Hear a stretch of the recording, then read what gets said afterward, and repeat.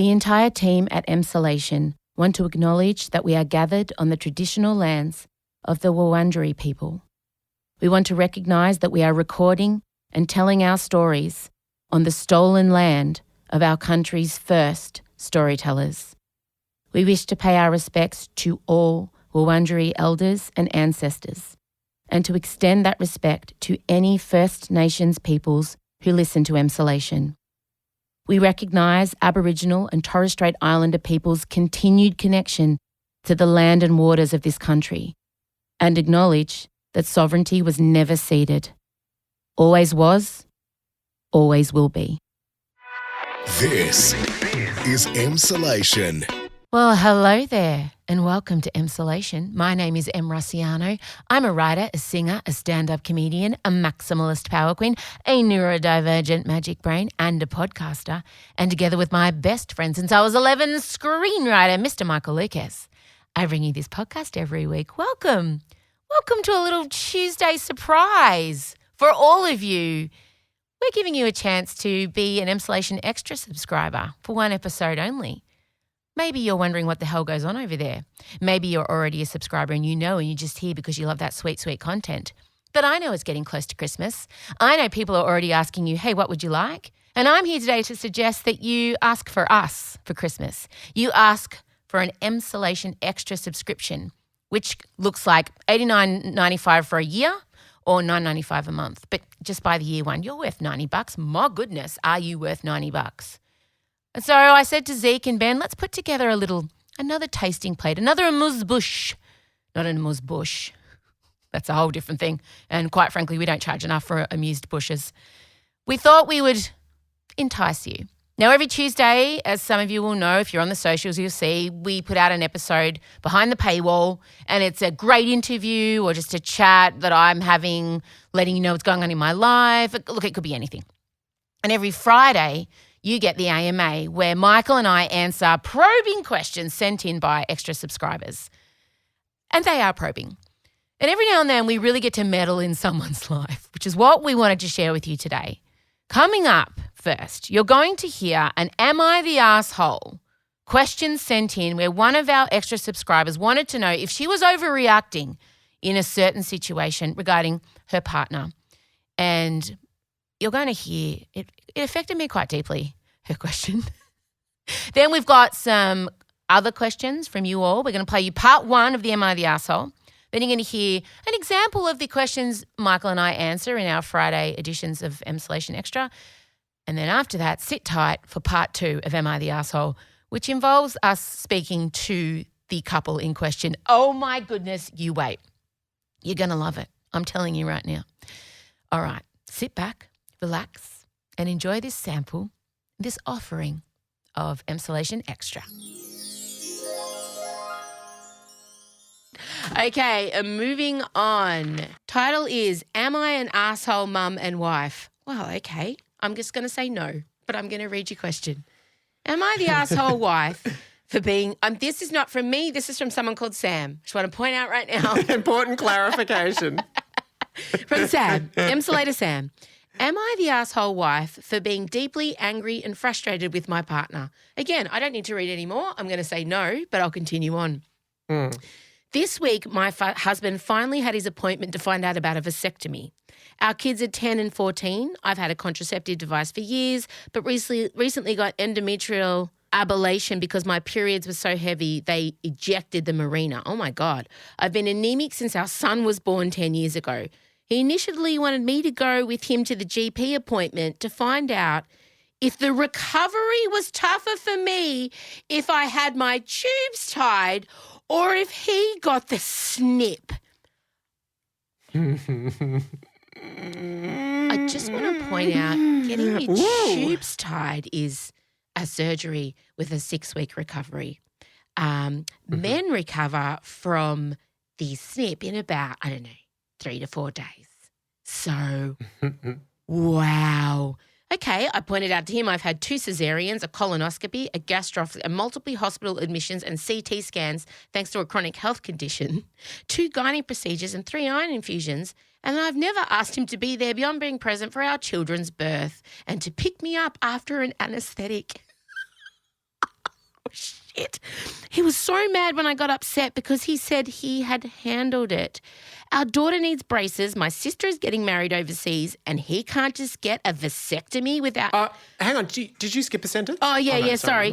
He took forever to get an appointment and this week booked in a vasectomy as a full surgical admission. Oh, my God, I can't. I fucking cannot. At a private hospital with a general anaesthetic, it's more than $1,000 out of pocket. He was so mad that I got upset because he said he had handled it. Our daughter needs braces. My sister is getting married overseas next year and he can't just go get a vasectomy without needing to fully go to sleep.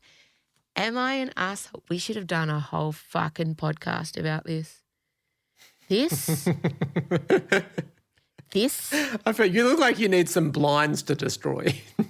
Oh, the bar is so low for heterosexual fucking hell. Like vasectomies, they can be late. They're nothing now. Literally just in and out, okay? It's the fact that he first of all, no. You are not an asshole. You're an excellent mother and an excellent wife. That's straight off the bat. The fact that he's gaslighting you, first of all, he's gaslighting you. Secondly, like everybody knows vasectomies, you don't need to go under a general for a fucking vasectomy, for God's sake. I'm so mad for this woman. I cannot formulate. You better take the baton. But also, I wonder whether either, he has a bit of a deficit of empathy, as Jennifer Aniston once famously said about Brad Pitt, or maybe, is it like, has she been such a soldier and like that? How it just seems astonishing that he could be aware of all of this and still behave in this way. Does it? Does it seem astonishing to you? Does it? Well, look, I'm not in a heterosexual marriage like this, so I don't understand how it works. But certainly if one person in my marriage had been through all of those things and then it was time for the other person to take one for the team in a relatively minor way, I can't imagine it being so much of an issue. So, I don't think that there's anything to say about this other than, yes, your rage is completely... Totally, Sam. There's clearly two very different pain and inconvenience thresholds that are at play here. So what does she do? Let the vasectomy happen. It's done. You do not engage. You do not engage the way he has clearly not engaged with any of your recoveries or any of your health problems.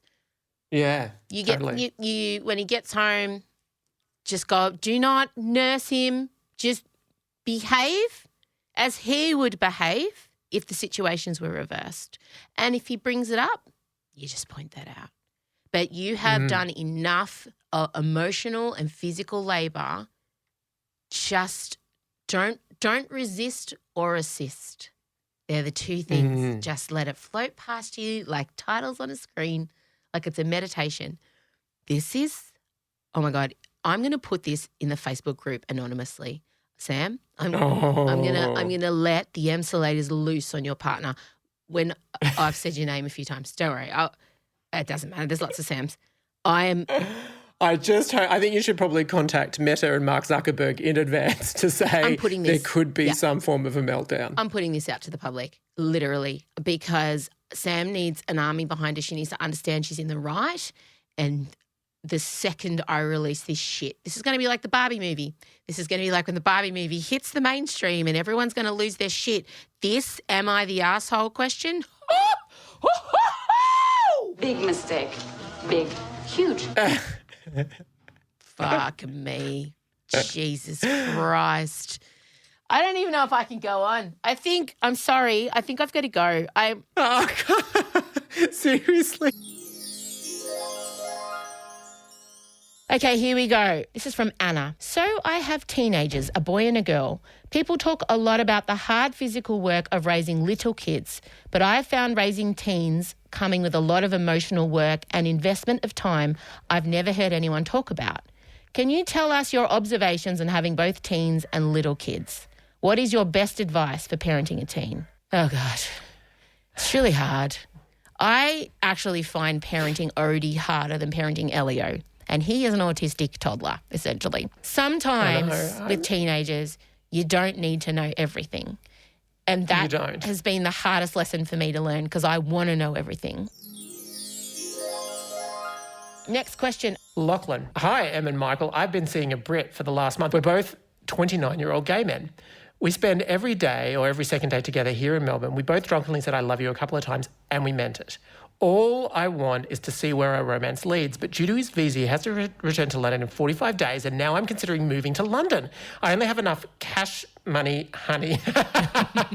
Wait. Hi, gay. to get me to London one way. I know it's too soon for me to consider what I'm considering. Would you move to a foreign country for an absolute babe that makes you smile? I know, love, Lockie.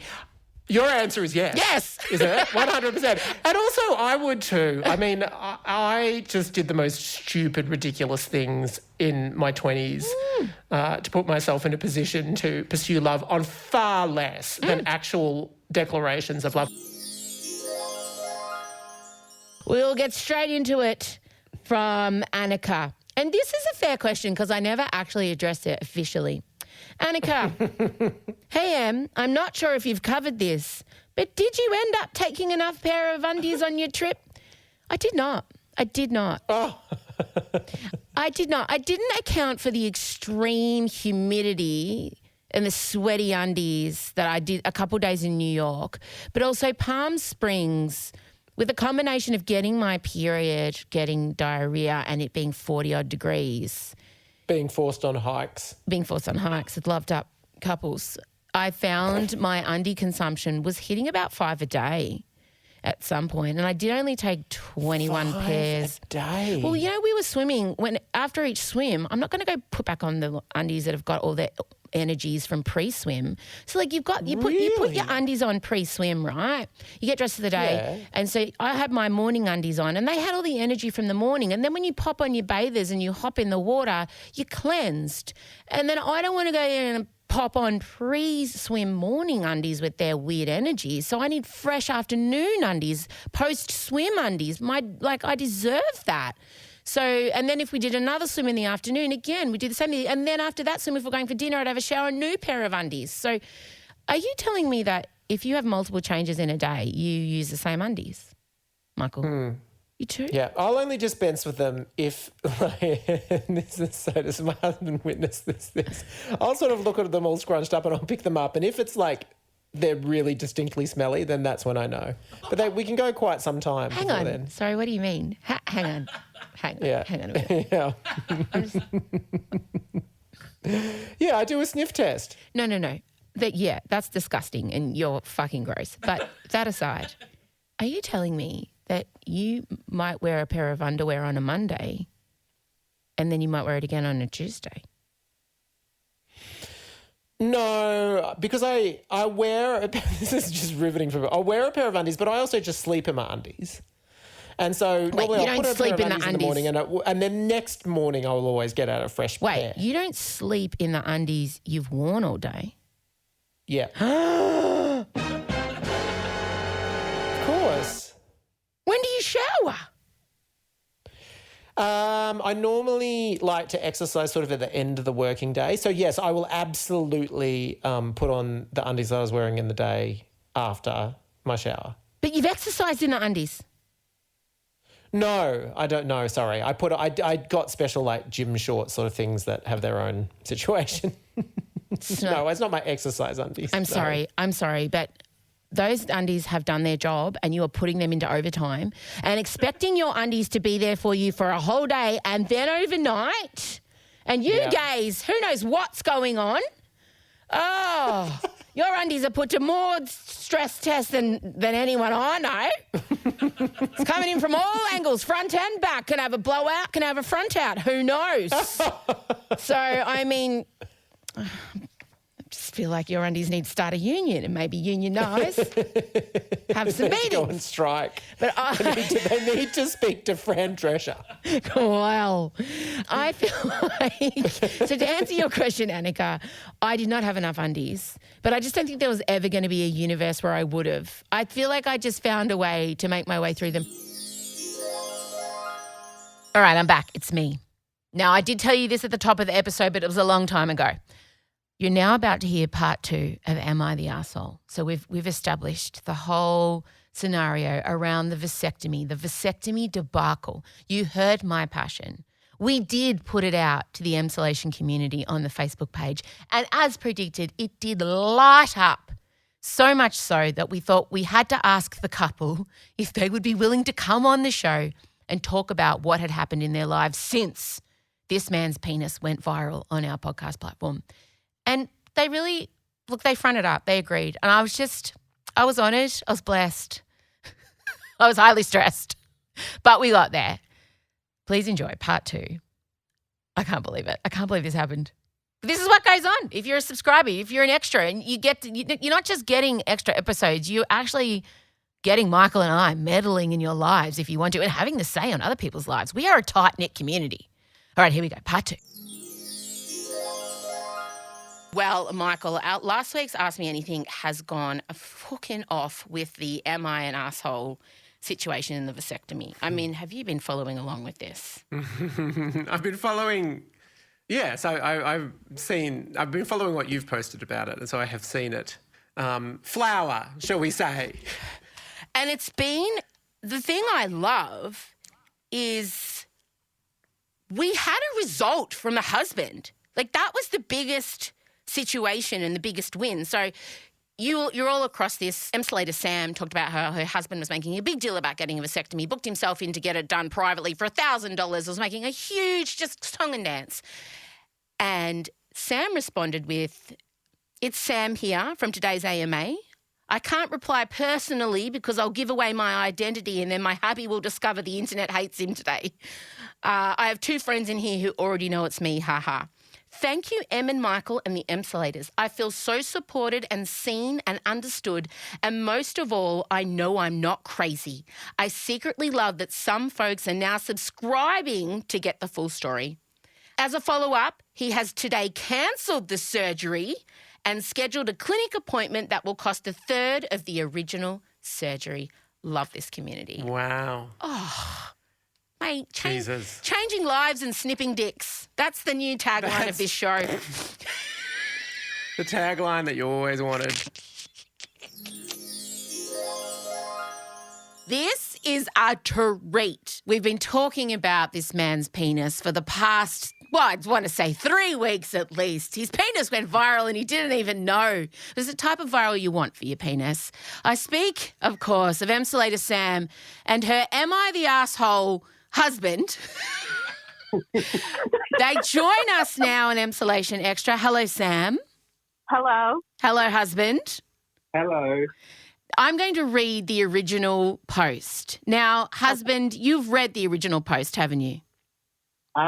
I have actually been staying away from it because when we agreed to do this and Sam told me about it, I was like, I'm not going to read anything. You tell me what you want to tell me, but I'm not going to read anything. I'm not going to listen to anything because I want to be open and honest, and I don't want my reactions to be coloured by stuff that's online and everything else. Yeah, I've told him the words though.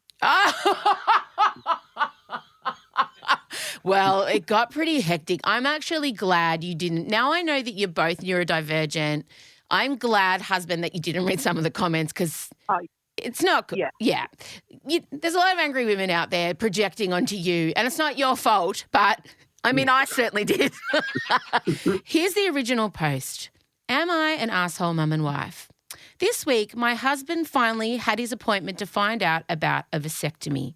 Our kids are 10 and 14. I've had a contraceptive device for years, but recently got an endometrial ablation because my periods were so heavy they ejected the marina. I've been anemic since our son was born 10 years ago. He initially wanted me to go with him to his GP appointment to find out if the recovery was tougher for me if I had my tubes tied, laparoscopic surgery, 5 to 6 weeks recovery, or for him having his balls snipped. I pointed out that I had had 2 cesareans, a colonoscopy, gastroscopy, multiple hospital admissions and CT scans thanks to chronic health conditions, 2 gynae procedures and 3 iron infusions, and that I have never asked him to be there beyond being present for our children's birth and to pick me up after the anaesthetic. He took forever to get an appointment and this week booked in a vasectomy as a full surgical admission at a private hospital with a general anaesthetic. It's more than $1,000 out of pocket. He was so mad when I got upset because he said he'd handled it. Our daughter needs braces. My sister is getting married overseas next year and he can't just go and get a vasectomy without needing to go fully asleep. Am I an asshole for being mad? Well, that's the original post. Yes. Now, I have since found out that husband is neurodivergent, specifically autistic, and I have to say, Sam, this has put a bit of a different light on your situation because autistic people need cold, hard facts. And I feel like perhaps, well, let's bring him in. Husband. Yes. Why did you take so long to get into gear with the vasectomy appointment? I think, look, initially we talked about me getting a vasectomy probably a year or more ago. Right. And this was prior to all of Sam's gynecological issues going as far as they had. Right. So so we had talked about it and I never had any issue with having a vasectomy. It was probably just procrastination and laziness on my part in not organising it prior to that point. But when Sam and I spoke about it and she said, look, I think you need to go and get a vasectomy because all of this stuff is happening and it's just going to be easier. And my first thought was, okay, well, I'll do a bit of research, but I'll book in and I'll speak to the doctor. Mm-hmm. When I went and saw the doctor, because I actually looked up online and there was there's so much information and there's lots of different places where you can just go in and lots of different clinics and everything. But I thought I'll go and speak to the doctor, make sure I'm doing the right things, that I'm not just going somewhere and having a horror story, whatever else. She then advised me to actually go and see a urologist. And she actually said to me, look, you can go to a GP or a clinic or anything, but if it was my husband, I'd recommend he go and see a urologist. So then I had to book with the urologist, which if anyone needs to see specialists and things, it can take months to see specialists. And then when I finally saw the urologist, it was just, there was so much information overload that I was like, right, I'm just going to book something in. And then when I get home, I'm going to figure it all out. Oh. Yeah, so he was following, as you say, a chain of cold hard facts, but not involving me in it to not add to my mental load, as we've now talked about after all of this. Oh. But therefore not sharing with me that probably wasn't the best way to go about it. No. But his intentions were pure. Just imagine him wandering around with his little Google for his penis and he doesn't know what to do and he's worried he's going to go to a cowboy and get it chopped off now I feel badly for husband. The frustrating thing about all of this is after we had the big blow up and the next day I was feeling I was feeling absolutely awful that evening. And then I basically started researching. And the next day I just went, right, there's a clinic. It's within half an hour's drive. I'll give them a call. And it was the simplest thing in the world. But he didn't tell me he'd done it. I only dared ask him. The reason everybody in Emsolation got that update on the Friday is because we'd had such a blow up and I really did feel I felt like I'd been an arsehole. And then everybody got my back. I couldn't believe you'd answered the question. And there are some Emsolators who know who I am and, in fact, listen, it's appointment listening and were texting me going, oh, my God, is that you on Emsolation Extra? And so then I was like, okay, I should actually ask him what he's done because he's meant to go in a week for a full general. And then I found out he'd just quietly gone and cancelled the full general and booked in the regular snippy snip. Oh, all's well that ends well. I'm just so pleased. I want to say the ultimate testament to his autism, though, I did tell him that you said, how many people have been, talking about your penis and contemplating it. And he brought over a diagram to me of anatomically what we should be thinking about. It's not his penis. So if you've ever wanted an autism test, there's one for you. It's not a penis. No, it's not. As you should have seen me, when Ben told me that husband was autistic, I went, oh, no, he's not an asshole, he's autistic, because I want T-shirts that say that. It's a whole different ball game. It's a whole different ball game when you're dealing with that kind of brain. Yeah. And don't get me wrong, the argument is not Sam's fault. I'm not saying it's 100% my fault, but it is mostly my fault. Yes, I mean, it is. At the end of the day, she was stressed and worried, and I wasn't communicating things properly. Mm-hmm. And I got angry and pissed off. And that's not the way you should approach. I mean, look, everyone has arguments in relationships. It is what it is. I don't think you can survive a relationship without having arguments. But at the same time, I'm not asking everyone to go, oh, he's okay, he's nice. It's not about sides. It's about the fact that, there is context to every story. Of course. But also you need to try and have good lines of communication with your partner when, especially when things are stressful and revolving around, sexual health and everything else. Revolving around your genitals, yes, very yes. I think that's been the thing that was interesting about this. It forced us into some really good conversations about why weren't we communicating about it? Why did I sit there after a few glasses of wine filled with rage and decide that the best solution to how I was feeling was to use my annual Emsolation subscription and just ask the world instead of talking to my partner of 19 years.